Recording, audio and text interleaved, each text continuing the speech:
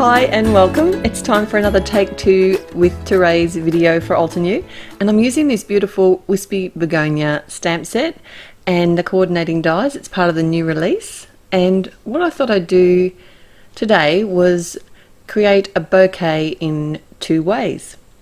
So what I'm starting off with is some stamping. I'm using my Misty to stamp out my images. My bouquet is going to consist of 2 of the main flowers and 3 leaves. Now there's actually 2 leaves in this set, so what I do is stamp out one of the leaves twice and then I can just manipulate it to create my bouquet.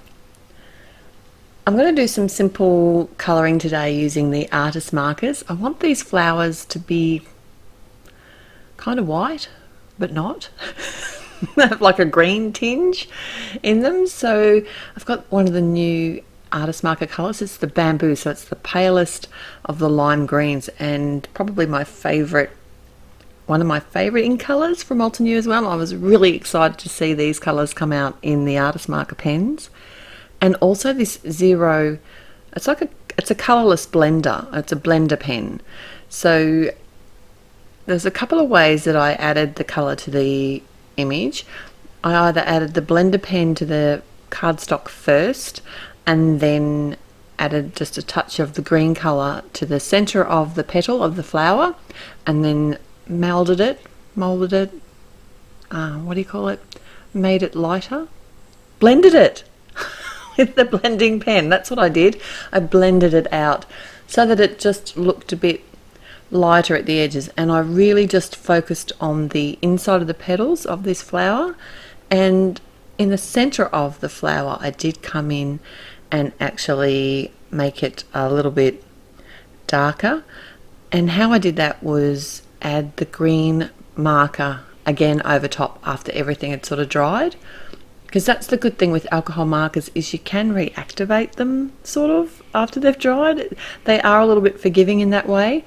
And you can actually darken a colour by adding another layer on top after it's dried. It's a really pretty green.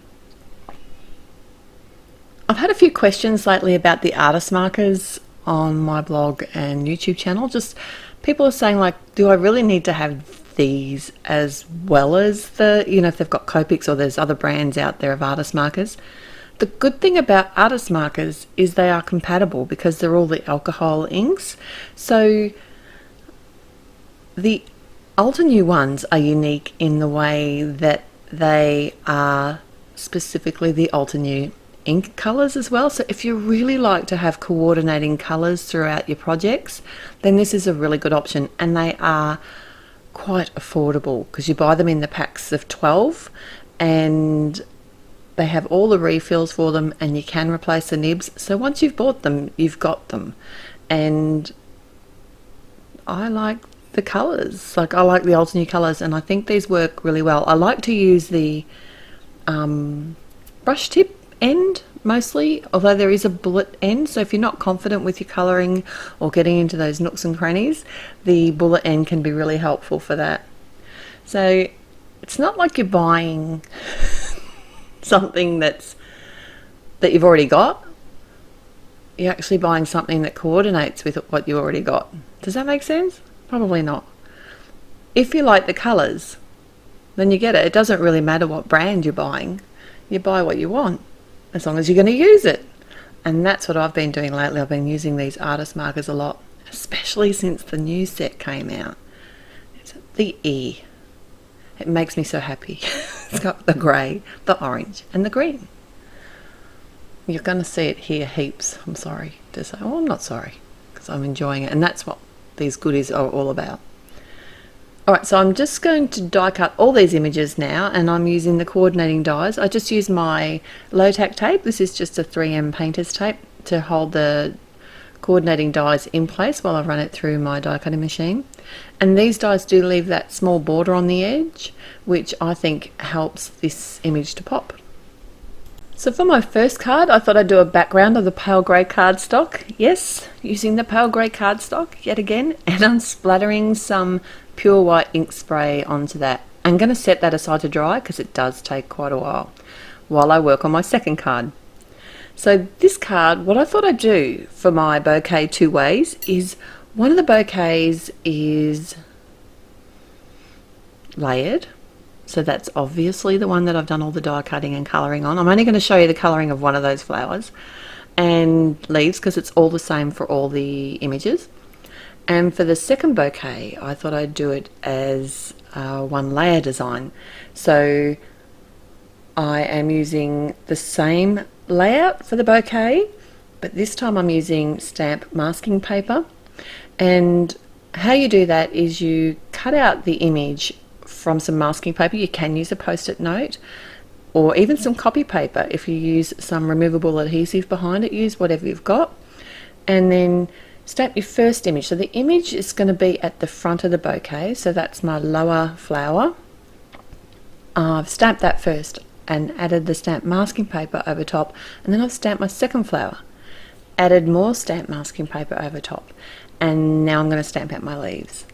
So I've done the leaf that's going to be at the front first and masked that. Now the second leaf didn't quite fit on my panel very well in my Misty, and the great thing about the Misty is you can restamp if the images don't stamp perfectly the first time. So this time I actually used my creative corner, and when I use my creative corners I do actually come in with my magnets. I don't use my magnets a lot. I find because the stamps that I use are such high quality, I find that it shifts the paper and potentially I can miss stamp. So for me, I feel safer just moving the cardstock back into the corner just before I stamp, and that way I know it's in the same place every time. But when I do use the creative corners, I actually do use my magnets to hold the cardstock in place. That was kind of a backwards way of saying it, but you probably get what I mean. And this is what my bouquet is going to look like on both of my cards. The big reveal, I love this. How pretty is that? Right, so I've coloured up that bouquet. I didn't sit you through there. And this is one of the sentiments from the set. And one thing I do love about the one layer image is that I can actually stamp over my flowers, and that I think looks really pretty with the sentiment, to be sort of touching the images. I know it freaks some of you out, but I do like it. And I just popped that up on the front of a top fold card with some foam. And now obviously my second card is going to be very similar. I have another top fold card, and this time I'm adding my splattered panel directly to the front of my top fold card with some tape runner. This, I'm not touching those white bits flecks too much because they do take such a long time to dry. I've added a sentiment. This one's come from another newer set which is called Engagement Wishes. I thought this would make, these flowers would make either a really pretty sympathy card or a wedding card. So that's why I've made these two different versions with these particular sentiments. And all I'm going to do is look at my bouquet that I've created on the other card and actually copy that with some tape runner and some fun foam and layer the whole bouquet up. It probably would have been easier to do the layered card first and then copy that for the first one, but what I actually did do was lay it all out on a piece of paper so I knew where it was going to go anyway. But the reason I didn't make that card first was because I was waiting for the ink splats to dry. And they're my finished cards. Don't forget to like this video and subscribe to the channel. Till next time, have a great day. Bye.